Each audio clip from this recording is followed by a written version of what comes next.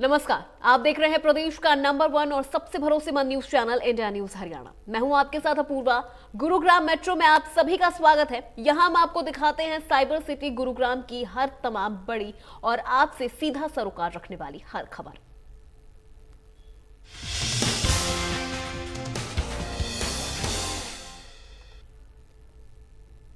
तो चलिए खबरों की शुरुआत करते हैं। रोहतक विजिलेंस ने 12 लाख रुपए की रिश्वत के एवज में 1.5 लाख रुपए टोकन लेने के आरोप में थाना खिड़की दौला में तैनात एक कांस्टेबल को रंगे हाथों गिरफ्तार किया है। विजिलेंस के डीएसपी की माने तो छज्जर निवासी दलित ने शिकायत दी थी कि उसके जानने वाले कुलदीप और मनोज एक केस में गिरफ्तार हुए थे। इतना ही नहीं, थाना खिड़की दौला में तैनात एक कांस्टेबल शक्ति सिंह केस को कमजोर करने के लिए 15 लाख रुपए की मांग कर रहा है। लेकिन अब बात 12 लाख पर आ गई है।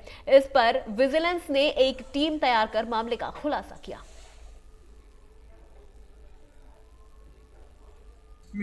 हमारे पास सूचना आई थी कि ललित कंप्लेनेंट है जो खासपुर झज्जर से रहने वाला है।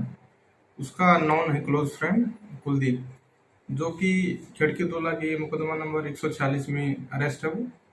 तो अरेस्टिंग के टाइम पे पहले उनसे डिमांड की गई थी 30 लाख रुपए में उसको छोड़ने के लिए। एक विनीत मुलजिम था, एक कुलदीप मुलजिम, दोनों को छोड़ने की एवज में 30 लाख में डिमांड हुई। उसके बाद उनके अरेस्टिंग डालने के बाद फिर केस को कमजोर करके उनको फारिग करने की बातें हुई, जिस संबंध में इन्होंने 15 लाख रुपए डिमांड की कुलदीप के नाम के लिए। इस चीज की इनके पास रिकॉर्डिंग है, अलग अलग डेट्स में इनके पास रिकॉर्डिंग्स थी। तो सूचना हमारे पास मिलने के बाद टोल फ्री नंबर से कंप्लेनेंट ने परमिशन दी कि हम जो रेड है गुड़गांव में होने वाली है, ये रोहतक रेंज के द्वारा करवाना चाहते हैं। पिछले काफी समय से सेक्टर 52 के स्थानीय लोग बिजली की समस्या से जूझ रहे हैं, जिसको लेकर गुरुग्राम से विधायक सुधीर सिंगला ने गर्मी शुरू होते ही सेक्टर वासियों को नए बिजली के ट्रांसफार्मर का तोहफा दिया। वहीं सेक्टर 52 के स्थानीय लोगों ने विधायक का गर्मजोशी से स्वागत भी किया।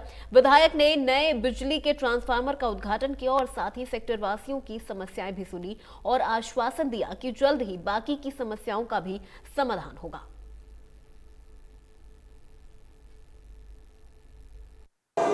ये नगरवासी जो है, हमारे वार्डवासी जो हैं, ये काफ़ी बिजली से जूझ रहे थे।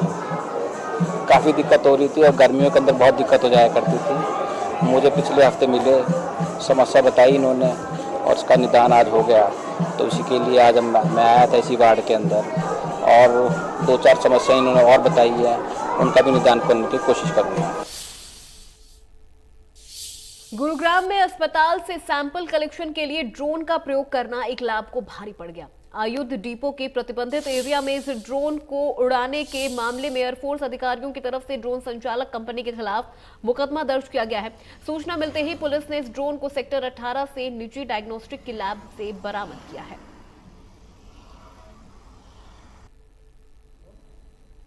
बिल्कुल। मुझे भी मीडिया के माध्यम से या प्रिंट मीडिया के माध्यम से और इलेक्ट्रॉनिक मीडिया के माध्यम से पता चला है कि एक ऐसा ट्रायल 2 दिन पहले गुरुग्राम में हुआ है। हमें ऐसी कोई इन्फॉर्मेशन या सूचना दी नहीं गई थी, ना ही कोई इन्फॉर्मेशन दी गई थी, ना ही कोई परमिशन दी गई थी। इस बारे में स्पष्ट कोई दिशा निर्देश अभी या गाइडलाइंस जो हैं वो नहीं है। उसके दिशा निर्देश और गाइडलाइंस हम ऊपर से मांग रहे हैं, लेकिन बिल्कुल सैंपल लेकर ये जो है ड्रोन जो गया है, इसके बारे में जो भी गाइडलाइंस होंगे या दिशा निर्देश मिलेंगे अकॉर्डिंगली कार्रवाई की जाएगी या इम्प्लीमेंट जो भी दिशा निर्देश होंगे वो किए जाएंगे। गुरुग्राम से एक बेहद हैरान करने वाला मामला सामने आया है, जहां एक नौकर ने अपने ही मालिक के घर पर लाखों रुपए पर हाथ साफ कर दिया। दरअसल गुरुग्राम के ड्रग कंट्रोलर अमनदीप चौहान के घर में काम करने वाले नौकर सुशील घर में रखे 1 लाख रुपए और जरूरी कागजात चुराकर फरार हो गया। वहीं पुलिस ने मुकदमा दर्ज कर मामले की जांच शुरू कर दी है।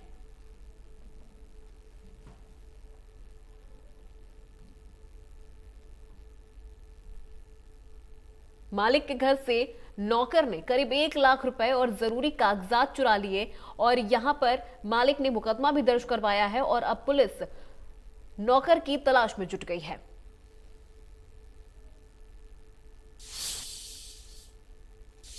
गुरुग्राम में स्वास्थ्य विभाग से हटाए गए कर्मचारियों ने अपनी मांगों को लेकर सीएमओ ऑफिस के बाहर धरने पर बैठ गए हैं। कर्मचारियों का आरोप है कि 2020 में जब कोरोना चरम पर था, उस वक्त उन्होंने जो काम किया उसके लिए सभी सरकार के नुमाइंदों ने उन्हें यह आश्वासन दिया था कि जो मेहनत और ईमानदारी से उन्होंने काम किया है उसके लिए वो शुक्रगुजार हैं। लेकिन 2 साल बाद अब गुरुग्राम से 190 कर्मचारियों को हटा दिया गया जो कि ठेकेदारी पर नियुक्त किए गए थे।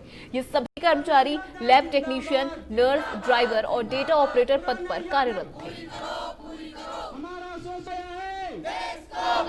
2020 में कोरोना महामारी चली थी, जब हम लगाए थे ठेकेदारी प्रथा में लगाए थे सभी साथी ये, और उस टाइम पर जब लगाया, जब ये नहीं कहा गया था कि आप लोगों को हटा दिया जाएगा और ये कहा गया था कि आपकी जॉब सुरक्षित है, कोई रिटर्न में ऑर्डर नहीं था।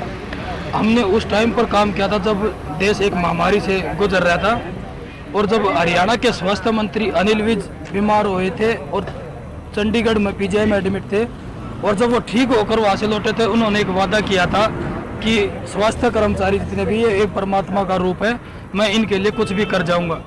और गुड़गांव के अंदर 18 लाख की सैंपलिंग करी हमने, ऑन रिकॉर्ड है ये। और हमारे काम को देखते हुए देश के प्रधानमंत्री नरेंद्र मोदी ने भी हमारे हरियाणा के हेल्थ मिनिस्टर को नवाजा गया था। ये हम सब साथियों की मेहनत के कारण गया था और सरकार ने हमें इस तरीके का इनाम दे दिया। हम आज रोड के ऊपर आ गए। हमें कोविड में भर्ती किया गया था, हमें 2 साल हो गए कोविड में भर्ती हुए जॉब करते हुए, और उस दौरान जॉब में लगे थे, उस दौरान भर्ती किया गया था हमें जब देश एक बहुत बुरे दौर से गुजर रहा था। ठीक है, उस दौरान सड़कों पे कोई भी नज़र नहीं आ रहा था, देश एक महामारी का इतना बड़ा शिकार हो रहा था और सभी कैंडिडेटों को विदाउट इन्फॉर्मेशन के हटाया गया है और भर्ती किया गया है। तब ये नहीं बताया गया कि आप लोगों को इतने टाइम के लिए भर्ती किया गया है कि जब तक कोविड रहेगा तब तक आप लोगों की जॉब रहेगी। हमें बिना किसी नोटिस के, बिना किसी फ़ोन कॉल के या बिना कोई बताए हमें निकाल दिया गया। हम इस धरने पर बैठे हैं कि हमें हमारी जॉब वापस दी जाए, हमें सेव किया जाए, हमारी जॉब को सेव किया जाए। जिस महामारी के दौरान हमने काम किया है, कोविड के दौरान हमें भर्ती किया गया, हमें किस ज्वाइनिंग लेटर भी दिया, कुछ को नहीं भी मिला। किसी को ये नहीं बताया गया था कि ये कोविड रहेगा जब तक हमारी जॉब रहेगी, और आज हमें बगैर बताए 31 मार्च के बाद हमारा सैंक्शन नहीं बढ़ा और हमें जॉब से निकाल दिया गया है। भारत मौसम विज्ञान विभाग के अनुमान के अनुसार अगले 48 घंटों के दौरान अधिकतम तापमान में कोई बड़ा बदलाव नहीं होगा और उसके बाद जिले में लगभग 2 से 3 डिग्री सेल्सियस की गिरावट आएगी। लेकिन 13 अप्रैल के बाद हल्की राहत मिलने की संभावना बन रही है, क्योंकि 12 अप्रैल से हवाओं में बदलाव पश्चिमी से पूर्वी होने की संभावना है। पश्चिमी विक्षोभ के आंशिक प्रभाव से 13 अप्रैल देर रात्रि को उत्तरी हरियाणा में कुछ एक स्थानों पर गरज चमक के साथ छिटपुट बूंदाबांदी होने की भी संभावना बन रही है। भारत मौसम विज्ञान विभाग के अनुमान के अनुसार अगले 48 घंटों के दौरान अधिकतम तापमान में कोई बड़ा बदलाव नहीं होगा और उसके बाद जिले में लगभग 2 से 3 डिग्री सेल्सियस की गिरावट आएगी। 11 अप्रैल को जिले में गंभीर लू चलने का अनुमान है, परंतु 11 अप्रैल के बाद हल्की राहत मिलने की संभावना बन रही है, क्योंकि 12 अप्रैल से हवाओं में बदलाव पश्चिमी से पूर्वी होने की संभावना है। 11 अप्रैल को गुरुग्राम में अधिकतम तापमान 43.3 डिग्री सेल्सियस तथा न्यूनतम तापमान 22.5 डिग्री सेल्सियस दर्ज किया गया। साइबर सिटी गुरुग्राम में भी गर्मी से लोगों का हाल बेहाल है। देखिए हमारे संवाददाता संजय राठौड़ की स्पेशल रिपोर्ट। आसमान से बरस रही आग के बीच कहीं ना कहीं लोगों के जीवन पे सीधा असर पड़ रहा है। आज की टेम्परेचर की मैं बात करूं तो अभी जो टेम्परेचर है 35 डिग्री सेल्सियस है और जो मैक्सिमम जाएगा करीबन 43 डिग्री तक जा सकता है। इसी बीच कहीं ना कहीं आम जनता के लिए परेशानी बढ़ रही है। बढ़ती गर्मी के साथ साथ अब लोग पेय पदार्थ का जो सेवन कर रहे हैं, गन्ने का रस या फिर पानी या इस तरीके के जो चीज़ है वो पी के अपनी प्यास बुझा रहे हैं। जिस तरीके से लगातार बढ़ती गर्मी के बीच मात्र एक यही सहारा है और इसी के चलते डॉक्टरों की माने तो उनका भी साफ तौर पर यही कहना है कि बढ़ती गर्मी के बीच जितना हो सके पानी ज़्यादा पिएं और पेय पदार्थ हैं उनका सेवन करें। जिस तरीके से लगातार मौसम विभाग की भी माने तो अगले कुछ दिन जो टेम्परेचर है वो भी बढ़ेगा और साथ ही साथ जो लू है, गर्म हवाएं वो भी चल सकती हैं।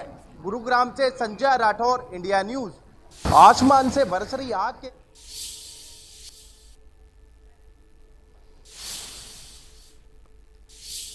मेट्रो न्यूज गुरुग्राम में फिलहाल बस इतना ही। देश प्रदेश की तमाम बड़ी खबरों के लिए देखते रहिए इंडिया न्यूज।